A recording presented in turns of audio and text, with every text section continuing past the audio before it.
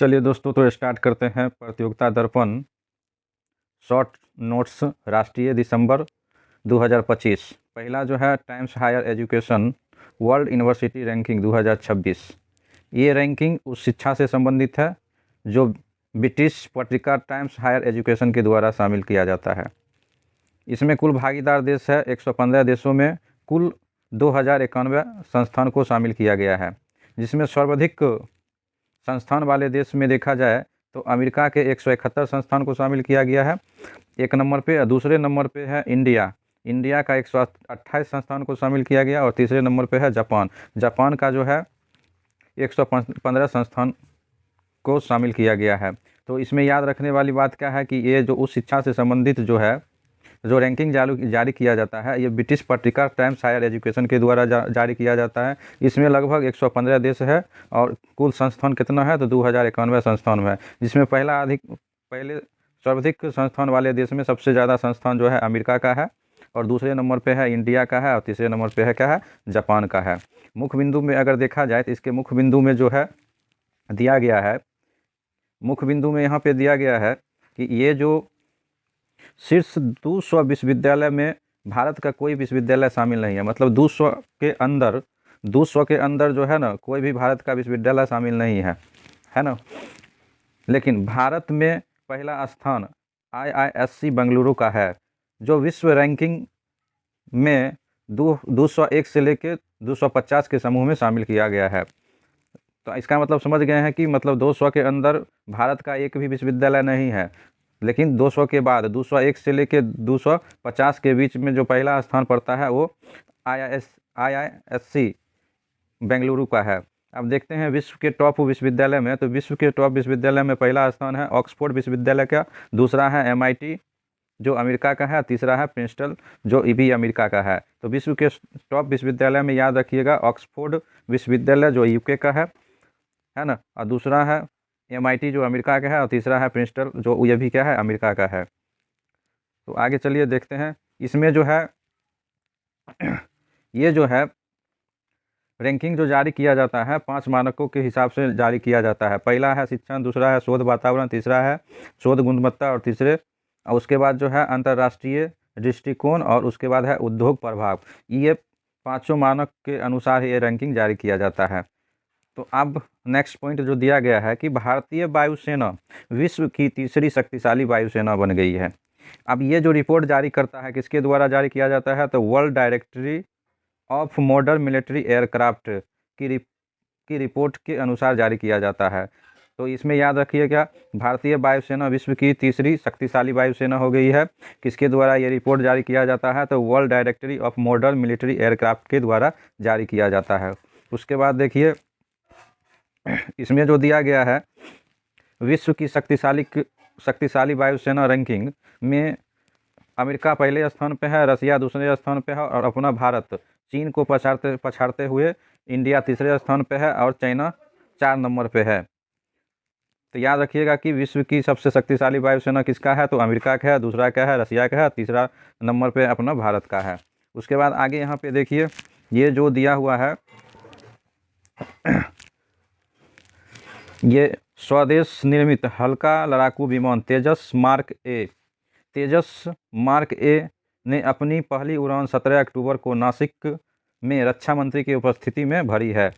तो यहाँ पे याद रखना है तेजस मार्क 1 क्या है तो ये स्वदेश निर्मित एक हल्का लड़ाकू विमान है। क्या है स्वदेश निर्मित एक हल्का विमान है। अब आइए यहाँ पे देखते हैं। तो इसमें जो दिया गया है कि UPSC स्थापना का शताब्दी वर्ष पूरा हुआ है। मतलब शताब्दी वर्ष मतलब क्या है 100 वर्ष पूरा हो गया है। तो UPSC का स्थापना कब किया गया था 1926 में किया गया है। तो UPSC का स्थापना कब किया गया है तो 1926 मतलब 1 अक्टूबर 1926 को UPSC की स्थापना किया गया है। अगर इसके इतिहास के बारे में जानते हैं तो यहाँ पे भारत शासन अधिनियम 1919 के प्रावधानों तथा ली आयोग की सिफारिश के पश्चात 1 अक्टूबर 1926 को लोक सेवा आयोग का गठन किया गया है। अब यहाँ पे देखिए इसके नाम में परिवर्तन हुआ। प्रारंभ में इसका नाम जो था संघीय लोक सेवा आयोग था, लेकिन 26 जनवरी 1950 को इसका नाम बदल कर क्या कर दिया, संघ लोक सेवा आयोग कर दिया गया। तो इसमें याद रखिएगा क्या कि इसमें याद करने वाला है कि यूपीएससी की स्थापना का शताब्दी वर्ष प्रारंभ हुआ, और जिस यूपीएससी का स्थापना जो है कब हुआ, 1 अक्टूबर 1926 को हुआ था, है ना। तो किसके द्वारा किया गया, तो भारत शासन अधिनियम 1919 के प्रावधानों में और ली आयोग के सिफारिश पे किया गया है। कब किया गया, 1 अक्टूबर 1926 को किया गया है। पहले इसका नाम था संघीय लोक सेवा आयोग था, लेकिन 26 जनवरी 1950 को इसका नाम बदलकर संघ लोक सेवा आयोग कर दिया गया है। अब इसका जो शताब्दी वर्ष जो स्टार्ट हुआ 1 अक्टूबर 2025 से इसका शताब्दी वर्ष चलेगा, 1 अक्टूबर 2026 तक चलेगा। आगे इसमें देखते हैं, तो आगे इसमें दिया गया है, आगे यहाँ पे जो दिया गया है, रक्षा क्षेत्र INS अंद्रोत, तो गार्डन रिच शिप बिल्डर्स एवं इंजीनियर द्वारा निर्मित दूसरा पनडुब्बी रोधी युद्धक जलपोत INS अंद्रोत को नौसेना में शामिल किया गया है। तो अब यहाँ पे देखिए, ये जो INS अंद्रोत है ये दूसरा है, कौन सा है, दूसरा है, ये दूसरा है। इससे पहला जो था, इससे पहला क्या है, INS अर्नाला है, INS अर्नाला है। इसका नाम जो रखा गया है लक्षद्वीप समूह के अंद्रोट द्वीप के नाम पे रखा गया था। ये याद रखिएगा, सबसे ज़्यादा इम्पोर्टेंट है कि रक्षा क्षेत्र में INS अंद्रोत का नाम किस पे रखा गया है, तो अंद्रोट द्वीप के नाम पे रखा गया है। अब आइए देखते हैं बिहार विधानसभा चुनाव। तो बिहार विधानसभा चुनाव 18वीं विधानसभा चुनाव है, जिसकी घोषणा किया गया है 7 अक्टूबर 1925 को किया गया है। तो ये जो है 18वीं विधानसभा चुनाव है बिहार का। अब यहाँ पे देखिए, मतदान जो 2 चरणों में कराया गया, मतदान कितने चरणों में कराया गया, तो 2 चरणों में किया गया। प्रथम चरण जो है ना 6 नवंबर को 121 सीटों पे हुआ था, और दूसरे चरण जो है 11 नवंबर को 122 सीटों पे किया गया है। दोनों को अगर मिला देते हैं तो कुल सीट बिहार विधानसभा की कुल सीट कितना है, तो 243 सीटें हैं। मतगणना 14 नवंबर को हुआ, 14 नवंबर को हुआ, और कुल मतदान केंद्रों की अगर संख्या देखें तो 90,712 है। औसत मतदाता एक मतदान केंद्र पर लगभग औसतन 818 मतदाता था। अब इसमें याद करने वाली बात क्या है, तो ये जो है 18वीं विधानसभा का जो इलेक्शन हुआ है, चुनाव हुआ है, ये 2 चरणों में हुआ है। तो 2 चरणों में हुआ, पहला 6 नवंबर को 121 सीटों पे, दूसरा 11 नवंबर को 122 सीटों पे। अब कुल कितना सीट है, तो 243 सीटों पे कराया गया। इसकी मतगणना जो है 14 नवंबर को किया गया है। उसके बाद आइए, इसमें जो है स्पेशल पॉइंट इसमें जो दिया है कुछ, अब यहाँ पे देखिए, ये जो दिया हुआ है एक नेम है SIR sir, special intensive revision. तो सर का फुल फॉर्म याद रखिएगा। अब यहाँ पे देखिए, तो मतदान सूची से 68.66 लाख नाम को काटा गया, जबकि 21.53 लाख नए मतदान का नाम क्या हो गया, जोड़ा गया। तो बिहार में जो है कितने लोगों को जो है मतदान सूची से नाम काटा गया है, तो 68.66 लाख लोगों का क्या हुआ, नाम काटा गया, और उसमें जोड़ा नए मतदाताओं को जोड़ा गया, लगभग कितना, 21.53 लाख नए मतदाताओं को जोड़ा गया है। बिहार में कुल मतदाताओं की संख्या कितना है, तो 7.42 करोड़, कुल याद रखिएगा, ये आंकड़ा कुल याद रखना है, 7.42 करोड़। अब यहाँ पे देखिए आगे जो दिया गया है कि ब्रिटेन के प्रधानमंत्री कीर स्टारमर की भारत की पहली यात्रा, ब्रिटेन के प्रधानमंत्री कीर स्टारमर की भारत की पहली यात्रा 8 से 9 अक्टूबर 2025 को किया गया है। इस दौरान जो है दोनों देशों के मध्य व्यापक आर्थिक और व्यापार समझौते CETA पे हस्ताक्षर हुए। अब यहाँ पे देखिए इंपॉर्टेंट पॉइंट क्या है कि भारत ब्रिटेन विजन 2035 को स्वीकार किया गया है। अब यहाँ देखिए दोनों देशों के बीच जो व्यापार जो वर्तमान में है 56 अरब डॉलर का है, लेकिन इससे 2030 में दुगना कर दिया जाएगा, दुगना करने का लक्ष्य रखा गया है। तो याद रखिएगा कि ब्रिटेन के प्रधानमंत्री कौन है, तो कीर स्टारमर है, जो भारत की पहली यात्रा की है। और भारत ब्रिटेन विजन कब स्वीकार किया गया है, तो तो 2035 तक स्वीकार किया जाएगा। अब यहाँ पे एक आइए फिर एक देखते हैं पॉइंट। तो ये जो पॉइंट यहाँ पे दिया गया है, मंगोलिया के राष्ट्रपति सुरेल सुख उखना की भारत यात्रा। तो मंगोलिया के राष्ट्रपति कौन है? तो सुरेल सुख उखना। तो भारत और मंगोलिया के संबंधों में केवल राजनीतिक नहीं बल्कि हमारे बीच आत्मीय आध्यात्मिक बंधन है। मतलब कहने की मतलब क्या, भारत और मंगोलिया के बीच जो है ना, दोनों का संबंध गहरा है। सदियों से दोनों देश बुद्धिज्म के सूत्र में बंधे हैं, जिसकी वजह से हमें स्पिरिचुअल सिबलिंग कहा जाता है। क्या कहा जाता है? तो इसको याद रखिएगा कि ये हम जो भारत और मंगोलिया के जो संबंध है वो बुद्धिज्म पे आधारित है, जिसे स्पिरिचुअल सिबलिंग भी कहा जाता है। आइए आगे देखते हैं। उसके बाद यहाँ पे दिया गया है गाजा शांति शिखर सम्मेलन। तो गाजा शांति शिखर सम्मेलन जो हुआ था वो मिस्र के शर्म अल शेख में 13 अक्टूबर को संपन्न हुआ, जिसकी अध्यक्षता अमेरिका के द्वारा किया गया, सह अध्यक्षता मिस्र के द्वारा किया गया है। शिखर सम्मेलन में कुल 30 देशों ने भाग लिया है, जिसमें डोनाल्ड ट्रंप को मिस्र के सर्वोच्च नागरिक सम्मान ऑर्डर ऑफ नील से सम्मानित किया गया है। तो याद रखिएगा, गाजा शांति शिखर सम्मेलन जो है एक महत्वपूर्ण है, जो एक कहाँ पे संपन्न हुआ है? तो मिस्र के शर्म अल शेख में 13 अक्टूबर को संपन्न हुआ है, जिसकी अध्यक्षता अमेरिका के द्वारा किया गया है, सह अध्यक्षता मिस्र के द्वारा किया गया है। कुल देश शामिल कितना हुआ था? तो 30 को शामिल हुआ। तो ये इसको याद रखिए, डोनाल्ड ट्रंप को मिस्र का सर्वोच्च नागरिक सम्मान ऑर्डर ऑफ नील से सम्मानित किया गया है। अब आगे यहाँ पे देखते हैं। तो आगे जो यहाँ पे दिया गया है, इसमें देखिए, भारत 7वीं बार संयुक्त राष्ट्र मानवाधिकार परिषद के लिए निर्वाचित 3 वर्ष के लिए हुए हैं, जो इसका कार्यकाल 1 जनवरी 2026 से 31 दिसंबर 2028 तक चलेगा। तो संयुक्त राष्ट्र मानवाधिकार परिषद में कुल कितना सदस्य है? तो 47 सदस्य है। तो इसको याद रखिएगा कि भारत 7वीं बार जो है संयुक्त राष्ट्र मानवाधिकार परिषद में 3 वर्ष के निर्वाचित हुए हैं। ये 7वीं बार है, जिसका कार्यकाल 1 जनवरी 2026 से प्रारंभ होकर 31 दिसंबर 2028 तक चलेगा, जिसमें कुल सदस्यों की संख्या कितना है? 47 है। अब देखिए, यहाँ पे पाकिस्तान और सऊदी अरब के बीच नाटो के तर्ज पे एक रणनीति समझौता हुआ है। अब यहाँ पे देखिए, नाटो का मतलब क्या होता है कि एक देश पर हमला सब देश पर हमला माना जाता है। अगर कोई देश पाकिस्तान पर हमला करेगा तो इसका मतलब है वो सऊदी अरब पर भी हमला होगा। तो ये भारत के लिए और अन्य जो कंट्री है उसके लिए सही नहीं है। आगे चलिए देखते हैं। तो आगे यहाँ पे दिया हुआ है, आगे जो है इसमें कि साने ताकाइची जापान की पहली महिला प्रधानमंत्री है। कौन है? साने ताकाइची जापान की पहली महिला प्रधानमंत्री बनी है, याद रखना है। उसके बाद है कि 47वां आसियान शिखर सम्मेलन कहाँ पे संपन्न हुआ? तो मलेशिया के कोलालमपुर में सम्मेलन में संपन्न हुआ। तो 47वां आसियान शिखर सम्मेलन मलेशिया के कोलालमपुर में संपन्न हुआ। तिमोर लेस्टे 11वें सदस्य है। मतलब क्या है कि आसियान शिखर सम्मेलन में कुल सदस्यों की संख्या कितना है? 11। इसमें 11वां सदस्य जो है वो तिमोर लेस्टे है, जिसकी थीम थी इन इक्विलिटी एंड सस्टेनेबिलिटी।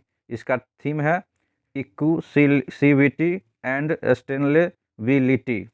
अब यहाँ पे देखिए, जो है आसियान का जो स्थापना किया गया 8 अगस्त 1967 को बैंकॉक घोषणा पत्र के तहत किया गया है। तो याद रखना है कि 47वां जो 47 आसियान शिखर सम्मेलन हुआ है वो कहाँ हुआ है? मलेशिया के कोलालमपुर में है। 11वां, इसमें कुल 11 सदस्य है, जो 11वां सदस्य जो है तिमोर लेस्टे है। उसके बाद इसकी थीम जो याद रखिएगा। उसके बाद जो है कि 8 अगस्त 1967 को घोषणा पत्र के तहत पे क्या हुआ? आसियान की स्थापना की गई है। उसके बाद आगे देखते हैं। तो आगे देखिए, तो आसियान 47वां आसियान सम्मेलन में बात करें तो 25 वाला देखे, लेकिन 26 में जो संपन्न होगा वो फिलीपींस के पसाई सिटी शहर में संपन्न होगा। और 2026 का थीम भी होगा नेविगेटिंग फॉर आवर फ्यूचर। तो याद रहेगा कि मतलब जो है 2026 में जो सम्मेलन कहाँ पे होगा? तो ये फिलीपींस के पसाई सिटी शहर में संपन्न होगा। इसकी थीम क्या होगा? तो नेविगेटिंग आवर फ्यूचर। वर्तमान में कुल सदस्य देशों की संख्या 11 है। 11वां क्या है? तिमोर लेस्ते है। अब यहाँ पे देखते हैं एक और पॉइंट आसियान से ही संबंधित है। तो आसियान से संबंधित है तो आसियान वाला को सब देख लेते हैं। अब यहाँ पे जो दिया गया है, भारत आसियान का 22वां शिखर सम्मेलन, ये भी ये सब एक ही जगह संपन्न होता है ना। तो ये आसियान शिखर सम्मेलन हुआ, भारत आसियान शिखर सम्मेलन हुआ, या 20वां पूर्वी एशिया शिखर सम्मेलन हुआ, तीनों एक ही जगह पे संपन्न होता है। तो ये भारत आसियान का 22वां शिखर सम्मेलन जो हुआ कोलालमपुर मलेशिया में संपन्न हुआ, जो इसमें कहा गया है कि 2026 को समुद्री सहयोग का वर्ष घोषित किया गया है। तो भारत आसियान का 22वां शिखर सम्मेलन में 2026 को समुद्री सहयोग का वर्ष घोषित किया गया है। आसियान सामुदायिक विजन 2045 तक और विकसित भारत 2047 का उद्देश्य उज्जवल भविष्य बनाना है। तो याद रखिएगा कि आसियान सामुदायिक विजन 2045 और विकसित भारत 2047 का उद्देश्य क्या है? तो उज्जवल भविष्य बनाना है। उसके बाद आते हैं तो 20वां पूर्वी एशियाई शिखर सम्मेलन भी कोलालमपुर में ही संपन्न हुआ है। तो 20वां पूर्वी एशिया शिखर सम्मेलन कहाँ संपन्न हुआ है? तो कोलालमपुर में संपन्न हुआ है। अब देखिए यहाँ पे इस सम्मेलन में भारत के प्रतिनिधि विदेश मंत्री एस जयशंकर के द्वारा किया गया है। छत्तीसगढ़ राज्य का स्थापना पर नवा रायपुर में सूर्य किरण एरोबेटिक शो संपन्न हुआ। तो याद रखिएगा कि यहाँ पे सूर्य किरण एरोबेटिक शो संपन्न कहाँ पे हुआ है? तो छत्तीसगढ़ में संपन्न हुआ है। बहुत इंपॉर्टेंट है, सूर्य किरण एरोबेटिक शो कहाँ संपन्न हुआ है? तो छत्तीसगढ़ में संपन्न हुआ है। आगे देखते हैं आर्थिक परिदृश्य। आर्थिक परिदृश्य के अंतर्गत देखते हैं हम यहाँ पे, तो आर्थिक परिदृश्य के अंतर्गत जो है, ये जो है कि देखिए ये जो 25-26 वाला जो है छमाही तिमाही जो आता है, ये सब एग्जाम में नहीं पूछा जाता है, तो इसलिए इस पॉइंट को हमने हटा दिए हैं। अब चलिए यहाँ पे देखिए जून 2025 के अंत में भारत पर कुल विदेशी ऋण कितना होगा? तो भारत पर कुल विदेशी ऋण जो होगा 747.2 अरब डॉलर हो जाएगा। किसके अनुसार? तो आरबीआई के अनुसार। तो आरबीआई के अनुसार जो बताया गया है कि कुल विदेशी ऋण भारत पर कितना हो जाएगा? तो 747.2 अरब डॉलर हो जाएगा। उसके बाद देखिए आरबीआई की मौद्रिक नीति। अब यहाँ पे देखिए आरबीआई का गवर्नर कौन है? तो अजय मल्होत्रा है। अजय मल्होत्रा है। उसके बाद इसकी दरें देखते हैं तो 10 अक्टूबर 2025 का जो प्रतिशत दर है, इसका रेपो रेट 5.5% है।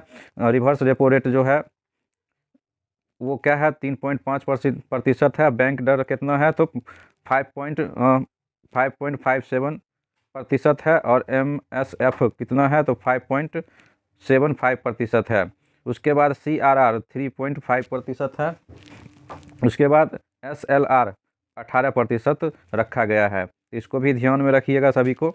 आगे देखिए, आगे जो दिया गया है टॉपिक, इस टॉपिक में कहा गया है दलहन आत्मनिर्भरता मिशन। बहुत इंपॉर्टेंट है एग्जाम की दृष्टि से। भारत विश्व में दाल का सबसे बड़ा उत्पादक और उपभोक्ता है। मतलब विश्व में सबसे ज़्यादा दाल का उत्पादन भारत में होता है, और विश्व और सबसे ज़्यादा क्या होता है? खाने में उपयोग भी भारत में होता है। ये 6 वर्ष ये दलहन आत्मनिर्भरता मिशन है। कितने वर्ष का है? 6 वर्ष के लिए है। ये जो होता है 2025-26 से स्टार्ट होके 2030-31 तक ये अवधि के लिए होगा।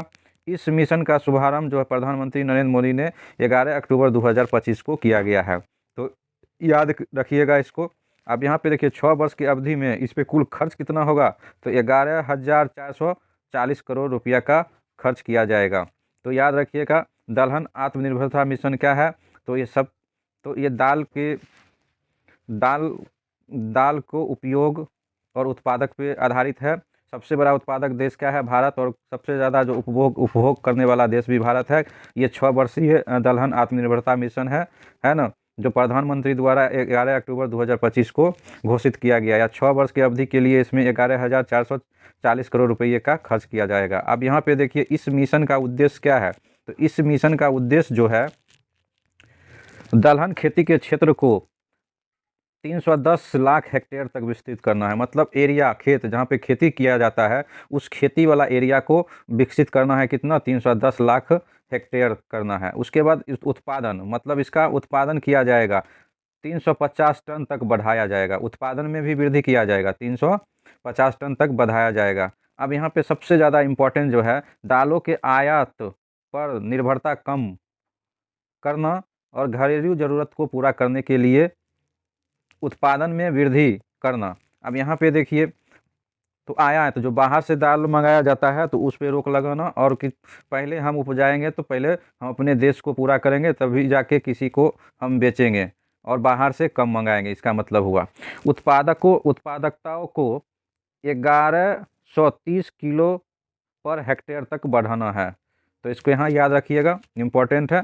अब आगे देखिए, आगे जो दिया गया है यहाँ पे,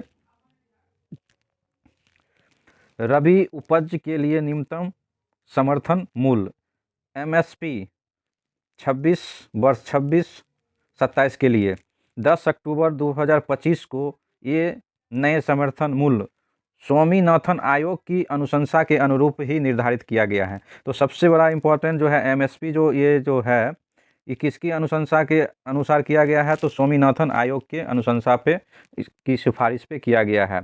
अब यहाँ पे मूल्य जो है प्रति क्विंटल थे। अब देखिए, गेहूं का मूल्य जो है 1 क्विंटल का दाम कितना है, 2585 रुपया, जो पिछले वर्ष की तुलना में 160 रुपये की वृद्धि की गई है। उसके बाद चना में देखिए, तो चना को 5875 प्रति क्विंटल कर दिया गया, जिसमें वृद्धि 225 रुपया देखी गई है, और जौ को 2150 रुपया कर दिया गया है प्रति क्विंटल, जो 170 रुपये की वृद्धि की गई है। अब यहाँ पे देखिए, आगे जो है आर्थिक विकास के पूर्वानुमान। आर्थिक विकास के पूर्वानुमान में अगर देखा जाए, आर्थिक विकास के पूर्वानुमान को अगर देखा जाए, तो इसमें जो है ना, विश्व बैंक के ताज़ा पूर्वानुमान भारत की आर्थिक विकास दर जो 25-26 में 6.5% अनुमान लगाया गया, लेकिन 26 और 27 के लिए जो है, ये जो अनुमान लगाया गया है 6.3% रहने का अनुमान लगाया गया। ये ताज़ा अनुमान किसका है, तो विश्व बैंक का है। तो विश्व बैंक के द्वारा जो बोला गया है कि भारत का आर्थिक विकास दर जो है 25-26 के लिए 6.5% रहेगा, और 26-27 में 6.3% रहने का अनुमान लगाया गया है। उसके बाद आगे देखिए, IMF अंतर्राष्ट्रीय मुद्रा कोष का अनुमान क्या है, तो 2026 में भारत के जो वृद्धि दर है वो 6.2% रहने के अनुमान है। तो याद रखिएगा कि IMF के द्वारा कितना अनुमान लगाया गया है, तो 6.2% अनुमान लगाया गया है। आगे अगर देखा जाए, तो आगे जो है इस पॉइंट के फोर्ब्स इंडिया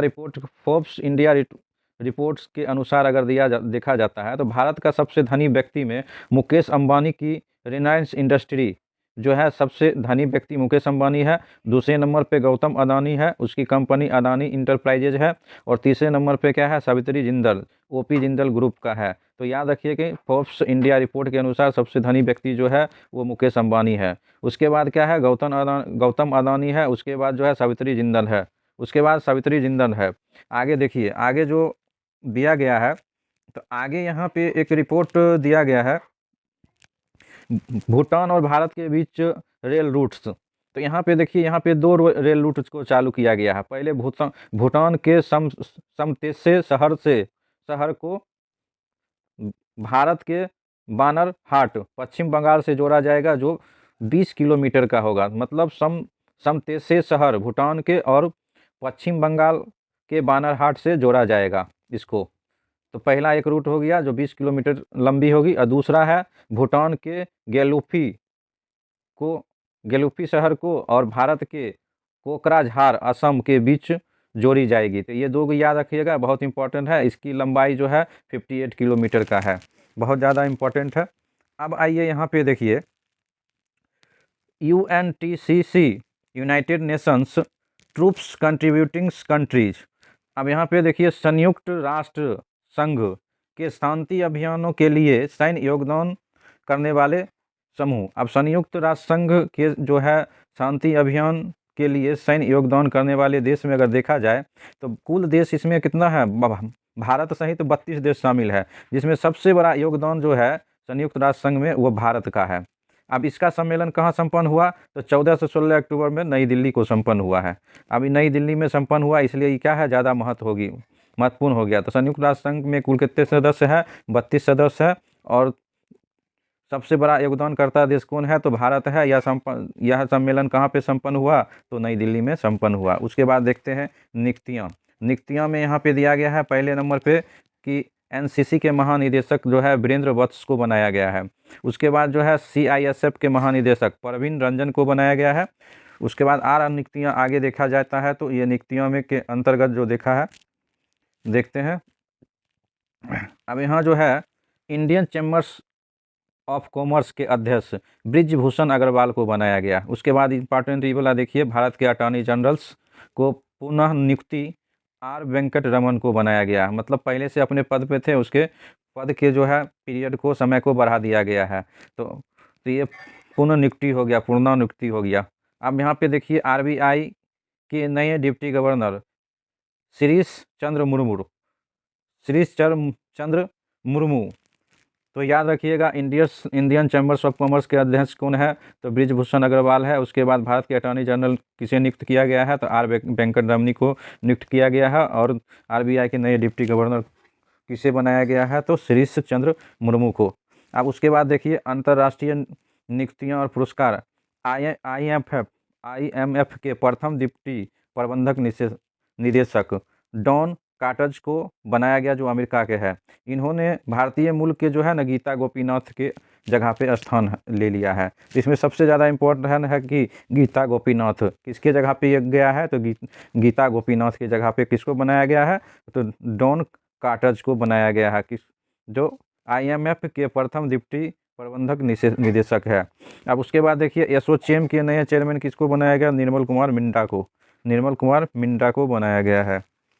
आगे यहाँ पे दिया गया है, आगे जो है फिक्की के नए अध्यक्ष किसको बनाया गया है? तो अनंत गोयनका को बनाया गया। फिक्की के नए अध्यक्ष अनंत गोयनका। पुरस्कार एवं सम्मान को अगर देखा जाए तो पुरस्कार और सम्मान में जो देखा जाए तो ये ज़्यादा महत्वपूर्ण है। ये 17वें फिल्म फेयर पुरस्कार है, जिसका वितरण अहमदाबाद गुजरात में किया गया है। और यह जो है ना पुरस्कार टाइम्स ग्रुप के द्वारा हिंदी भाषा के फिल्मों के लिए दिया जाता है। और सर्वाधिक पुरस्कार जो जीता है वो किरण राव द्वारा निर्देशित फिल्म लापता लेडीज, सर्वाधिक 14 पुरस्कार जीता है। अब यहाँ पे देखिए सर्वश्रेष्ठ फिल्म कौन है? तो किरण राव की फिल्म है लापता लेडीज। उसके बाद है सर्वश्रेष्ठ निर्देशक कौन है? तो किरण राव है। किस फिल्म के लिए दिया गया है? तो लापता लेडीज के लिए। उसके बाद देखिए सर्वश्रेष्ठ अभिनेता जो है अभिषेक बच्चन और कार्तिक आर्यन को दिया गया। तो इसमें याद रखिएगा कि 17वें फिल्म फेयर जब पुरस्कार हुआ कहाँ पे हुआ है? तो अहमदाबाद गुजरात में हुआ है। ये टाइम्स ग्रुप के द्वारा हिंदी भाषा के फिल्मों को दिया जाता है। और सबसे ज़्यादा जो है पुरस्कार कौन से फिल्म ने जीता है? तो किरण राव द्वारा निर्देशित फिल्म लापता लेडीज़ के द्वारा सर्वाधिक 14 पुरस्कार जीता गया है। सर्वश्रेष्ठ फिल्म कौन है? तो लापता लेडीज़ किरण राव की जो है। और सर्वश्रेष्ठ निर्देशक कौन है? तो किरण राव। ये भी लापता लेडीज़ फिल्म के लिए दिया जाएगा। सर्वश्रेष्ठ अभिनेता जो है अभिषेक बच्चन और कार्तिक आर्यन है। तो याद रखिएगा, ये बहुत इंपॉर्टेंट है। उसके बाद देखिए यहाँ पे एक और दिया गया है, सर्वश्रेष्ठ अभिनेत्री कौन है? तो आलिया भट्ट। सर्वश्रेष्ठ अभिनेत्री कौन बनी है? तो आलिया भट्ट। चलिए आगे देखते हैं। अन्य पुरस्कार की बात किया जाए तो अन्य पुरस्कार में जो यहाँ पे दिया गया है, अन्य पुरस्कार की बात किया जाए तो इसमें जो है ना जागरण साहित्य सर्जन पुरस्कार, ये कहाँ संपन्न हुआ है? तो 2025 में, तो नई दिल्ली में। बिहार के, तो बिहार वाले एग्ज़ाम के लिए इम्पोर्टेंट है कि बिहार के डॉक्टर महेंद्र मधुकर को प्रदान किया गया है। इसकी रचना वक्रतुंडम के लिए दिया गया है और पुरस्कार राशि 14 लाख रुपये दिया गया है। तो याद रखिएगा कि जागरण साहित्य सर्जन सम्मान 2025 कहाँ संपन्न हुआ है? तो नई दिल्ली में संपन्न हुआ है। किसको दिया गया है? तो बिहार के डॉक्टर महेंद्र मधुकर को दिया गया है। इसकी रचना, कौन सी रचना के लिए? तो वक्रतुंड के लिए प्रदान किया गया। कितने राशि प्रदान किया गया है? तो 14 लाख रुपये की राशि प्रदान किया गया है। उसके बाद आगे देखा जाता है तो आगे यहाँ पे बहुत सारा दिया है, तो इसको भी देखते हैं। तो ये बैंकिंग पुरस्कार है। तो बैंकिंग पुरस्कार के बारे में देखते हैं। तो बैंकिंग पुरस्कार में यहाँ पे दिया गया है विश्व की सर्वश्रेष्ठ उपभोक्ता बैंक का पुरस्कार SBI को दिया गया है। तो विश्व की सर्वश्रेष्ठ उपभोक्ता बैंक कौन सा है? SBI विश्व में। और इसके अतिरिक्त भारत के सर्वश्रेष्ठ बैंक, भारत का भी सर्वश्रेष्ठ बैंक कौन है? तो SBI ही है। कौन है? SBI ही है। तो याद रखिएगा विश्व के सर्वश्रेष्ठ उपभोक्ता बैंक कौन सा है? तो SBI है। और उसके बाद भारत के सर्वश्रेष्ठ बैंक का पुरस्कार भी मिला है किसको? SBI को मिला है। उसके बाद ब्रिटिश अकेडमी बुक प्राइज, भारतीय मूल के इतिहासकार सुनील अमृत को इसकी पुस्तक the burning earth an environmental history of the last 5 years, तो ये बुक का भी नाम याद रखिएगा, के लिए इस वर्ष का ब्रिटिश अकेडमी पुरस्कार प्राइज प्रदान किया है। तो ब्रिटिश अकेडमी बुक प्राइज प्रदान किया गया है, किसको प्रदान किया गया है? तो सुनील अमृत को प्रदान किया गया। इसकी कौन सी पुस्तक के लिए? The burning earth and environment history of the last 5 years के लिए दिया गया है। ये बहुत ज़्यादा इंपॉर्टेंट है, इसको भी ध्यान में रखिएगा। उसके बाद आगे देखा जाए तो आगे की बात किया जाता है तो आगे यहाँ पे दिया है कि राष्ट्रीय विज्ञान पुरस्कार। राष्ट्रीय विज्ञान पुरस्कार जो है 4 श्रेणियों में दिया गया है। पहला जो है विज्ञान रत्न पुरस्कार, दूसरा है विज्ञान श्री पुरस्कार, उसके बाद है विज्ञान युवा शांति स्वरूप भटनागर पुरस्कार, और चौथा क्या है? विज्ञान टीम पुरस्कार। और सब पुरस्कार को फिर आगे देखा जाता है तो देखिए ये पुरस्कार किस किस को दिया गया है, चारों पुरस्कार। तो चारों पुरस्कार में दिया गया है, पहला जो है विज्ञान रत्न पुरस्कार जो दिया गया है ये प्रोफेसर जयंत विष्णु नार्लिकर को, तो किसको दिया गया है? प्रोफेसर जयंत विष्णु नार्लिकर को दिया गया है। उसके बाद देखिए यहाँ पे विज्ञान श्री पुरस्कार 8 वैज्ञानिकों को दिया गया है, और विज्ञान युवा शांति स्वरूप भटनागर पुरस्कार जो है वो 14 वैज्ञानिक को दिया गया। कितने वैज्ञानिक को? 14 वैज्ञानिक को दिया गया है। उसके बाद देखिए यहाँ पे जो है ना विज्ञान टीम पुरस्कार अरोमा मिशन टीम को दिया गया, ये कृषि विज्ञान के क्षेत्र में दिया गया है। तो विज्ञान टीम पुरस्कार किसको दिया गया है? तो अरोमा मिशन टीम को दिया गया जो कृषि विज्ञान के क्षेत्र में है। अब आगे देखा जाता है दिवस, इम्पोर्टेंट दिवस की चर्चा किया जाता है। तो इम्पोर्टेंट दिवस में यहाँ पे देखिए 2 अक्टूबर को मनाया जाता है लाल बहादुर शास्त्री जयंती और गांधी जयंती मनाया जाता है। 5 अक्टूबर को विश्व शिक्षक दिवस मनाया जाता है। 7 अक्टूबर को विश्व कपास दिवस और विश्व पर्यावरण दिवस मनाया जाता है। तो विश्व कपास दिवस और विश्व पर्यावरण दिवस 7 अक्टूबर को मनाया जाता है। और वायुसेना की स्थापना कब हुआ था? 8 अक्टूबर को। तो वायुसेना दिवस मनाया जाता है 8 अगस्त को मनाया जाता है। विश्व मानक दिवस जो है 14 अक्टूबर को मनाया जाता है। विश्व खाद्य दिवस जो है 16 अक्टूबर को मनाया जाता है। उसके बाद देखिए 16 अक्टूबर के बाद वाले देखिए, इसके बाद जो है यहाँ पे विश्व सांख्यिकी दिवस जो है 20 अक्टूबर को मनाया जाता है। संयुक्त राष्ट्र संघ की स्थापना दिवस, तो संयुक्त राष्ट्र संघ की स्थापना दिवस 24 अक्टूबर को होता है। उसके बाद राष्ट्रीय एकता दिवस जो है वो 31 अक्टूबर को मनाया जाता है। उसके बाद देखते हैं पुस्तक में इम्पोर्टेंट पुस्तक देखते हैं। अब यहाँ पे देखिए क्या, democracy heartland inside the battle for power in south Asia, ये किसकी पुस्तक है? तो SY कुरैशी की पुस्तक है। तो ये भी बढ़िया राइटर है, तो इसके बुक को भी याद रखना है कि democracy heartland inside the battle for power in south Asia किसकी पुस्तक है? तो SY कुरैशी की है। ये इम्पोर्टेंट बुक है। और यहाँ पे देखिए बुक को जो दिया गया है, उसके बाद जो बुक दिया गया है फाइंडिंग माई वे जो है मलाला यूसुफजई का है। ये भी इम्पोर्टेंट पुस्तक है, finding my way Malala Yousafzai. उसके बाद I am Giorgia my roots my principle Giorgia, तो ये जॉर्जिया मेलोनी ये अमेरिका का है, इसके बारे में जानते हैं। इसका भी ये भी इम्पोर्टेंट है, I am Giorgia my roots my principle, Giorgia Meloni की पुस्तक है। उसके बाद जो है वाई द कॉन्स्टिट्यूशन मैटर, तो वाई द कॉन्स्टिट्यूशन मैटर जो है DY चंद्रचूड़ का है। उसके बाद देखिए how to be happy with who you are, ये किसकी पुस्तक है? तो सुधा मूर्ति की, याद रखिएगा ये भी पुस्तक इम्पोर्टेंट है। अब यहाँ पे देखिए तो ये पुस्तक इम्पोर्टेंट हो गया एक, ये भी इम्पोर्टेंट हो गया। उसके बाद ये सुधा मूर्ति का भी how to be happy with who you are किसकी पुस्तक है? तो सुधा मूर्ति की है। अब यहाँ पे आगे देखते हैं विविध में, तो विविध में बात करते हैं तो विविध में दिया गया है भारतीय वायुसेना से MiG-21 विमान की विदाई के उपलक्ष्य में स्मारक डाक टिकट जारी किया गया है। तो MiG-21 विमान की विदाई किया जाए, तो नौसेना से इसको अब म्यूजियम में रखा जाएगा, हटा दिया जाएगा। उसके बाद देखिए राष्ट्रीय स्वयंसेवक संघ की स्थापना 1925 को हुआ था। तो राष्ट्रीय स्वयंसेवक संघ की स्थापना कब हुआ था? 1925 में विजयदशमी के दिन नागपुर के केशव बलिराम हेडगेवार के द्वारा की गई थी। तो यहाँ पे देखिए राष्ट्रीय स्वयं स्वयंसेवक संघ की स्थापना 1925 में विजयदशमी के दिन नागपुर के केशव बलिराम हेडगेवार के द्वारा की गई है। तो इस वर्ष 2025 के विजयदशमी के दिन 20 अक्टूबर के अवसर पर स्मारक सिक्के और डाक टिकट जारी किया गया है। उसके बाद यहाँ पे देखिए भारत इंडोनेशिया के बीच जो अभ्यास हुआ है समुद्र शक्ति अभ्यास विशाखापट्टनम में संपन्न हुआ है। तो भारत और इंडोनेशिया के बीच समुद्र शक्ति अभ्यास जो संपन्न हुआ कहाँ पे विशाखापट्टनम में। उसके बाद जापान और भारत के बीच जीमैक्स होता है। क्या होता है? जीमैक्स अभ्यास होता है। तो ये जापान के योकोसुका बंदरगाह पे संपन्न हुआ है। तो इसको याद रखिएगा कि ये जो अभ्यास जो है भारत इंडोनेशिया के बीच कौन सा अभ्यास है? समुद्र शक्ति हुआ। और भारत और जापान के बीच जीमैक्स हुआ। ऐसे भी JMX ये इंग्लिश अक्षर से भी संबंधित होता है। अब यहाँ पे देखिए नोबेल पुरस्कार की बात किया जाता है। तो नोबेल पुरस्कार के बारे में अगर चर्चा करें तो नोबेल पुरस्कार में यहाँ पे देख लीजिए ये फिजियोलॉजी या चिकित्सा के क्षेत्र में जो दिया गया है 3 व्यक्ति को दिया गया है। पहला है मेरी ई ब्रुंको को दिया गया, दूसरा फ्रेड रामडेल को दिया गया, दूसरा सिमोन साकागुची को दिया गया है। तो इसको याद रखिएगा।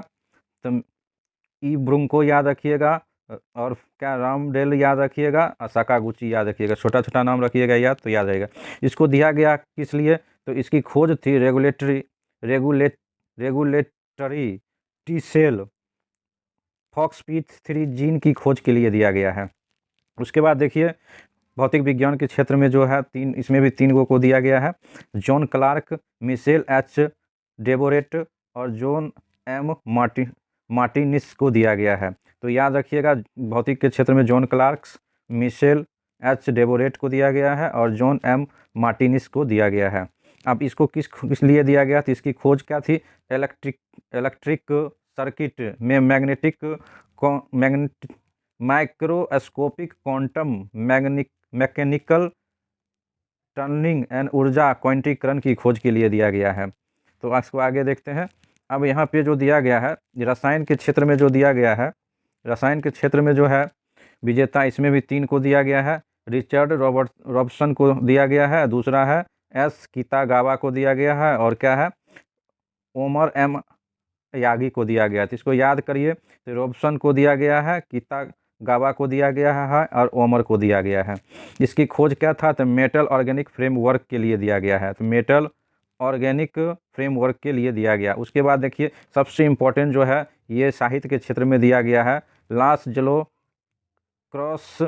क्रोस्नाहोरकाई ये हंगरी का है। इसको साहित्य पुरस्कार दिया गया है। इन्हें यह पुरस्कार सम्मोहक और दूरदर्शी कार्यों के लिए दिया गया है। तो इसको ये जो है साहित्य का पुरस्कार किस लिए दिया गया है? तो सम्मोहक और दूरदर्शी कार्यों के लिए दिया गया है। उसके बाद और सारे इसकी प्रासंगिक कृतियाँ हैं जो वाचन बार, the melancholy of resistance, Seiobo, there below, तो ये सब दिया गया। तो याद रखिएगा कि साहित्य के क्षेत्र में किसको दिया गया है? तो लासलो क्रोस्नाहोरकाई को दिया गया जो हंगरी का है। किसके लिए दिया गया है? तो सम्मोहक और दूरदर्शी कार्यों के लिए दिया गया है जो साहित्य का पुरस्कार है। साहित्य के बाद देखिए आप शांति का देखिए। तो साहित्य का तो शांति पुरस्कार जो दिया गया है किसको? तो मारिया कोरिना माचाडे को दिया गया शांति पुरस्कार। ये वेनेजुएला में लोकतंत्र के लिए संघर्षरत नेत्री है। अब यहाँ पे देखिए तो शांति के लिए किसको दिया गया है? तो मारिया कोरिना माचाडे को दिया गया। ये वेनेजुएला में क्या है? वेनेजुएला का है। वेनेजुएला में लोकतंत्र के लिए संघर्ष रत्न नेत्री है। आप देखिए अर्थशास्त्र क्षेत्र में जो एल मोकिर को दिया गया, फिलिप अगियन को दिया गया, पीटर होविट को दिया गया है।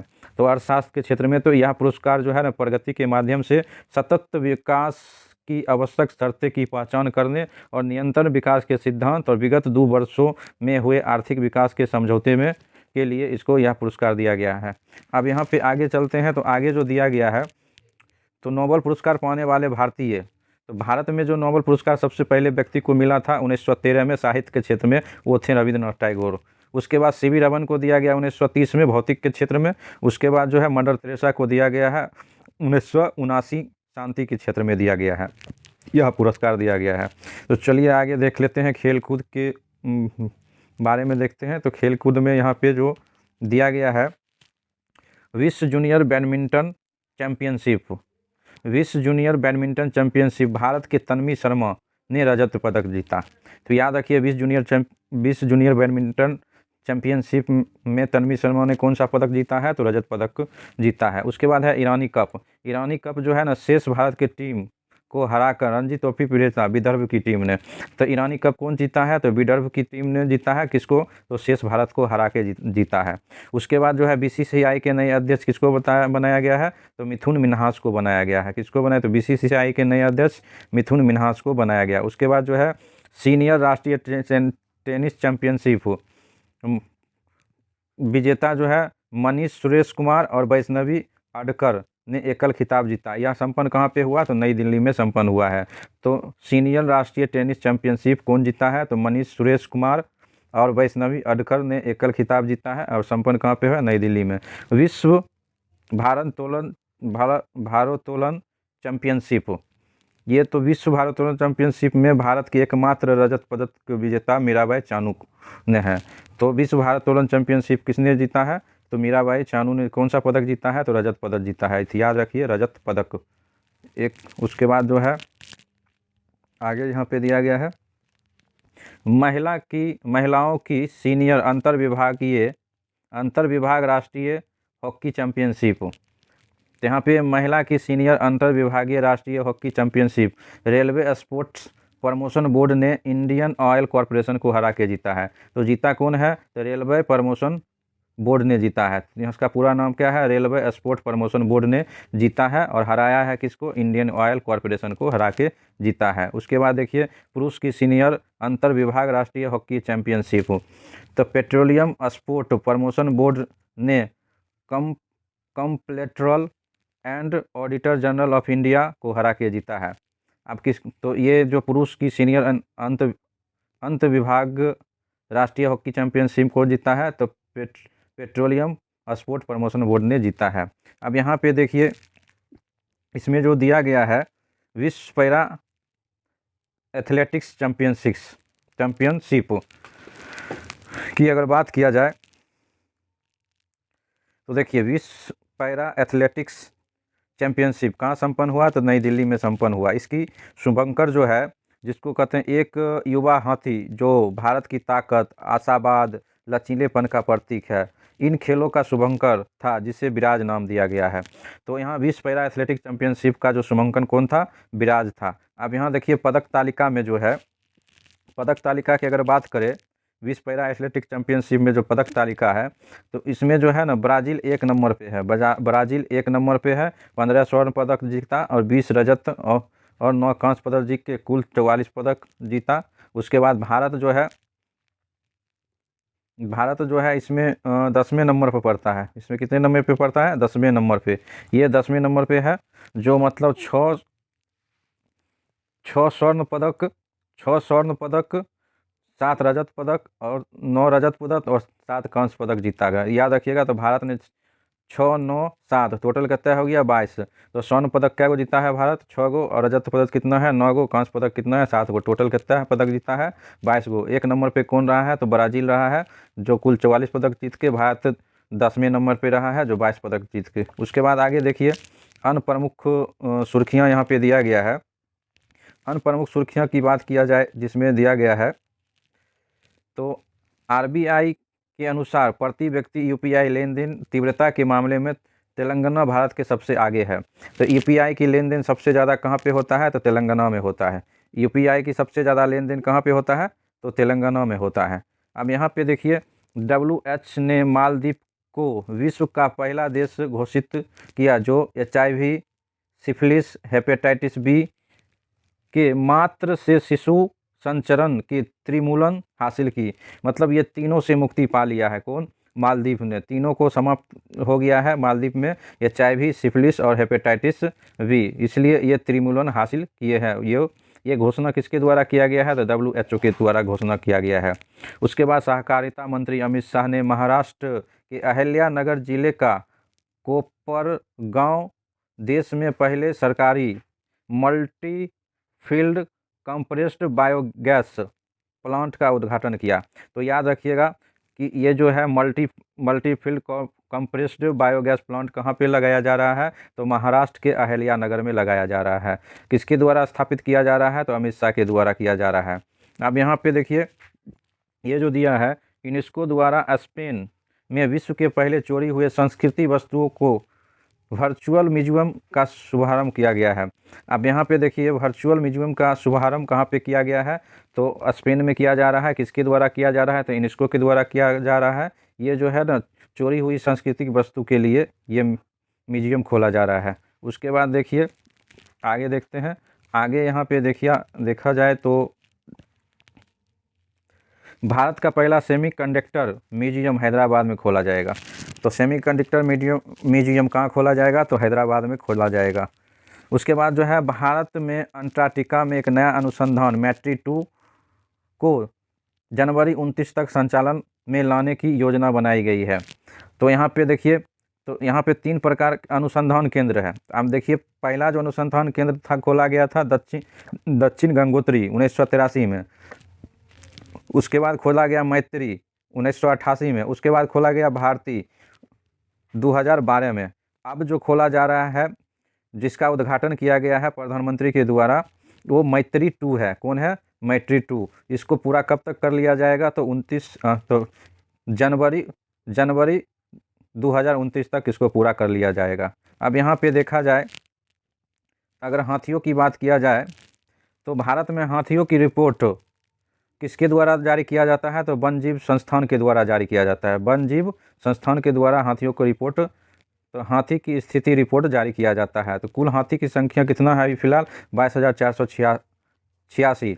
सर्वाधिक हाथी की संख्या पश्चिमी घाट में पाया जाता है 11,934, और दूसरी उत्तर पूर्व पहाड़ी में जो है ना 6,559 जो हाथी पाई जाती है। और इसको जो प्रोजेक्ट एलिफेंट जो लॉन्च किया गया था 1992 में। तो याद रखिएगा कि हाथी की स्थिति रिपोर्ट कौन जारी करता है? तो ये भारतीय वन्यजीव संस्थान के द्वारा जारी किया जाता है। कुल भारत में अभी हाथियों कितना है? तो 22,446 है।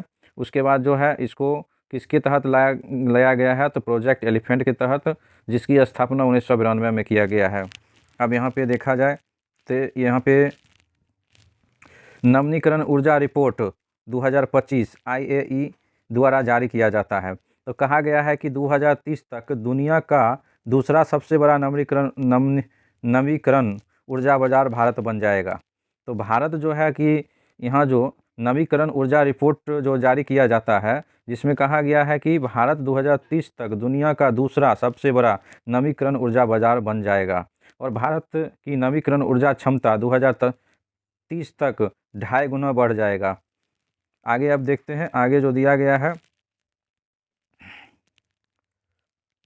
देखिए, IUCN विश्व संरक्षण कांग्रेस का आयोजन कहाँ पे किया गया? अबू धाबी में किया गया है, जिसकी थीम परिवर्तनकारी संरक्षण को सशक्त बनाना। अब यहाँ पे देखो, हाल ही में तुवालू IUCN का 90वां सदस्य बना देश। तो याद रखिएगा इसमें कि IUCN विश्व संरक्षण कांग्रेस का आयोजन कहाँ पे हुआ? तो अबू धाबी में हुआ, जिसकी थीम थी परिवर्तनकारी संरक्षण को सशक्त बनाना। और तुवालू जो है, ये IUCN का 90वां सदस्य बना है। उसके बाद आगे देखिए, पर्यावरण मंत्रालय द्वारा हज 23 पहल लॉन्च किया है। ये क्या है पहल? तो ये स्नो लेपर्ड हिम तेंदुआ को लेकर प्रारंभ जागरूकता पहल है। तो हिम तेंदुआ की जो है अस्तित्व धीरे धीरे समाप्त होने जा रहा है। इसी के द्वारा पर्यावरण मंत्रालय के द्वारा एक पहल जारी किया गया है, जो हज 23 ये स्नो लेपर्ड के लिए जारी किया गया है। ये मतलब जारी किया गया है। चलिए आगे आप भी देखते हैं। उसके बाद यहाँ पे दिया गया है, शोधकर्ताओं ने केरल के एराविकुलम नेशनल पार्क में गाजर परिवार के एक नया पौधा टेट्राटिनियम मैनिलिनियानम की खोज किया गया है। तो यहाँ पे टेट्राटिनियम मैनिलिनियानम की खोज कहाँ पे किया गया है? तो केरल के एराविकुलम पार्क में खोज किया गया है। उसके बाद देखिए, महाराष्ट्र के 5 समुद्री तटों को अंतर्राष्ट्रीय ब्लू फ्लैग का दर्जा मिला गया है। तो अंतर्राष्ट्रीय महाराष्ट्र के जो है ना 5 समुद्री तट को अंतर्राष्ट्रीय ब्लू फ्लैग का दर्जा मिला है, जिसमें है कि रायगढ़ जिले के जो है श्रीवर्धन और नागाव शामिल है। उसके बाद जो है पालघर जिले के परनाका, उसके बाद जो है रत्नागिरी जिले के गुहागर और लाडघर को शामिल किया गया। तो यहाँ पे ध्यान दीजिएगा कि महाराष्ट्र के 5 नए समुद्री तटों को अंतर्राष्ट्रीय ब्लू फ्लैग का दर्जा मिला, जिसमें क्या है रायगढ़ जिले का श्रीवर्धन और नागाव को, दूसरा है पालघर जिले का, तीसरा जो है परनाका है, उसके बाद जो है रत्नागिरी जिले का जो है चौथा गुहागर है और 5वां क्या है लाडघर है। उसके बाद आगे यहाँ पे देखा जाए तो आगे यहाँ जो दिया हुआ है ये बहुत ज़्यादा इम्पोर्टेंट है बिहार की दृष्टि से। तो भारत के 2 नए रामसर स्थल, तो 2 नए रामसर स्थल कौन कौन से है? तो एक गोकुल जलाशय जो है बिहार के बक्सर में है, दूसरा है उदयपुर झील जो पश्चिम चंपारण बिहार में पड़ता है। तो याद रखिएगा कि नए जो रामसर स्थल जो है 2 नए हैं वो गोकुल जलाशय जो बक्सर का है और दूसरा है उदयपुर झील जो पश्चिम चंपारण का, ये दोनों कहाँ का है? तो बिहार का है। इस घोषणा के बाद बिहार में कुल 5 और भारत में 93 रामसर स्थल हो गया है, लेकिन अभी रामसर स्थल की संख्या जो है टोटल 96 है। बिहार के 5 रामसर स्थल जो है कांवर झील, नाकी और नकटी, गोकुल और उदयपुर झील को शामिल किया गया, 5 है। WHO ने हाल ही में किस देश को मलेरिया मुक्त किया गया है? तो जॉर्जिया को। तो WHO के द्वारा जो है मलेरिया मुक्त घोषित किया किसको? जॉर्जिया को किया है। अब यहाँ पे देख लेते हैं स्मरणीय तत्व। स्मरणीय तत्व के अंतर्गत अगर देखते हैं राष्ट्रीय, तो इसमें जो है कि राष्ट्रीय में देखा जाए तो केंद्र सरकार के किन उद्योग के लिए पहली बार बाध्यकारी ग्रीन हाउस गैस उत्सर्जन की तीव्रता लक्ष्य नियम की अधिसूचना 2025 किए हैं? तो एल्युमिनियम, सीमेंट, कलोरछाल और लुगदी कागज। तो याद रखिए केंद्र सरकार द्वारा किन उद्योगों के लिए पहली बार कानूनी रूप से बाध्यकारी ग्रीन हाउस गैस उत्सर्जन तीव्रता लक्ष्य नियम 2025 अधिसूचित किए गए हैं? तो वह है एल्युमिनियम है, सीमेंट है, क्लोरछाल है और लुगदी और कागज़ को शामिल किया गया है। उसके बाद ये सब देखिए, इसका डिटेल आप लोग खुद पढ़ लीजिएगा, आगे हम क्वेश्चन सब डिस्कशन कर देते हैं। उसके बाद जो है राष्ट्रीय अपराध रिकॉर्ड ब्यूरो NCRB द्वारा जारी आंकड़े के अनुसार भारत का सबसे सुरक्षित शहर कौन है? तो कोलकाता है। भारत का सबसे सुरक्षित शहर क्या है? तो ये चौथी बार जो है सबसे सुरक्षित शहर है। तो सबसे सुरक्षित शहर कौन है भारत का? तो कोलकाता है। आगे अब यहाँ पे देखा जाए तो कहता है देश में भुगतान प्रणाली के काम काज को देखरेख के लिए गठित नियामक बोर्ड PRB का अध्यक्ष किसे बनाया गया? तो PRB का अध्यक्ष जो बनाया गया संजय मल्होत्रा को बनाया गया। किसको बनाया गया? संजय मल्होत्रा जो RBI के गवर्नर है। उसके बाद देखिए आगे जो दिया गया है इसमें प्रधानमंत्री धन धान कृषि योजना के अनुसार 29 राज्य और केंद्र शासित प्रदेश में से चयनित 100 महत्वाकांक्षी जिलों को किन प्रमुख कारकों पर चुना गया है? तो अब यहाँ पे देखिए 29 राज्यों में से 100 महत्वाकांक्षी कृषि जिले को चुना गया है। तो किस आधार पे चुना गया है? तो कम उत्पादकता के आधार पे, मध्यम फसल सघनता के आधार पे और ऋण तक औसत से कम पहुंचना, इसके अनुसार। हिमाचल प्रदेश में शीत मरुस्थल जैव मंडल रिजर्व को यूनेस्को द्वारा विश्व जैव मंडल रिसर्च नेटवर्क में शामिल करने के बाद भारत में ऐसी सूचीबद्ध बायोस्फीयर रिजर्व की संख्या कितनी हो गई है? तो 13 हो गई है। कितनी हो गई है? तो शीत मरुस्थल जैव मंडल रिजर्व जो है यूनेस्को द्वारा विश्व की जैव मंडल रिजर्व नेटवर्क में शामिल करने के बाद भारत में बायोस्फीयर रिजर्व की संख्या कितनी हो गई है? 13 हो गई है। उसके बाद देखते हैं आगे यहाँ पे दिया गया है कि राष्ट्रीय अपराध रिकॉर्ड ब्यूरो NCRB द्वारा वर्ष 2023 के लिए भारत में अपराध रिपोर्ट के अनुसार साइबर अपराध में 2022 की अपेक्षा कितने % वृद्धि हुई है? तो 31.2% वृद्धि हुई है। 31.2% की वृद्धि की गई है। उसके बाद आगे देखते हैं तो आगे दिया है राष्ट्रीय अपराध ब्यूरो के आंकड़े के अनुसार 1919 की तुलना में 2023 में देश में छात्रों की आत्महत्या की संख्या में कितने % की वृद्धि हुई है? तो 34% जो है छात्रों की संख्या आत्महत्या में वृद्धि हो गई है। आगे अगर देखा जाए यहाँ पे, तो ये भारत सरकार ने पहली बार सीमा पार रेलवे परियोजना की घोषणा की है, जो भारत और किस पड़ोसी देश के साथ जोड़ा गया? तो भूटान में। पता है कि यहाँ पे जो दिया गया था, ये पढ़े थे भूटान, असम, पश्चिम बंगाल के सीमावर्ती क्षेत्रों जो है, असम के गेल्फू, ये सब जो मतलब पश्चिम बंगाल के बॉर्डर हाट, ये सब पढ़ाए हुए हैं, तो आगे पढ़ लीजिएगा। उसके बाद आगे देखिए, यहाँ जो दिया गया है, 27 सितंबर से 5 अक्टूबर 2025 के बीच विश्व पैरा एथलेटिक्स चैंपियनशिप का 12वां संस्करण कहाँ पर आयोजित किया जाएगा? तो दिल्ली में आयोजित किया जाएगा। उसके बाद आगे देखते हैं, तो आगे यहाँ पे दिया गया है क्या, आगे जो है इस पर देखा जाए, खान मंत्रालय ने एक अधिसूचना जारी कर चूना पत्थर को किस में वर्गीकृत करने का निर्णय लिया गया है? तो प्रमुख खनिज के रूप में निर्णय लिया गया है। अंतर्राष्ट्रीय में देखा जाए, अंतर्राष्ट्रीय घटनाक्रम, तो भारत में हिंद महासागर में कालवर्ग रिज में पॉलीमेटेलिक सल्फाइड के अन्वेषण के विशेष अधिकारों के लिए किसके साथ एक अनुबंध पर हस्ताक्षर किए? तो अंतर्राष्ट्रीय समुद्री तल प्राधिकरण के साथ हस्ताक्षर किए हैं। आगे देखिए, ये 2 नंबर देखा जाए, तो 2 नंबर में कहता है, अमेरिका में दीपावली की छुट्टी को आधिकारिक राजकीय अवकाश घोषित करने वाले कैलिफोर्निया कौन सा राज्य बन गया? तो तीसरा राज्य बन गया है। उसके बाद आगे देखिए, आगे यहाँ पे दिया गया है, 9 से 15 अक्टूबर 2025 के बीच कहाँ IUCN विश्व संरक्षण कांग्रेस का आयोजन किया जाएगा? तो अबू धाबी में किया जाएगा 2025 का। उसके बाद आगे नेक्स्ट क्वेश्चन देखते हैं, तो नेक्स्ट क्वेश्चन में दिया गया, साहित्य में नोबेल पुरस्कार 71 वर्षीय लेखक लासलो क्रॉसजनाहोरकाई को दिए जाने की घोषणा की गई है। इससे पूर्व साहित्य में नोबेल पुरस्कार किस हंगेरियन लेखक को दिया गया है? तो इससे पहले दिया गया है इमेर कार्टेज को दिया गया, इमेर कार्टेज को दिया गया। उसके बाद देखिए, नेक्स्ट यहाँ पे जो दिया गया है क्वेश्चन,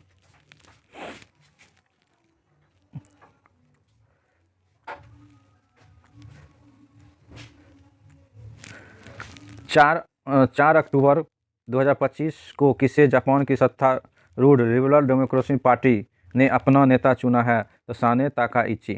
ये सब का डिस्कशन हो चुका है। उसके बाद आगे देखते हैं, आगे जो दिया गया है, हुआनजियांग ग्रैंड कैनन ब्रिज जो विश्व की सबसे ऊंचा पुल है, किस देश में इसका उद्घाटन किया गया है? तो चीन में। कौन सा है?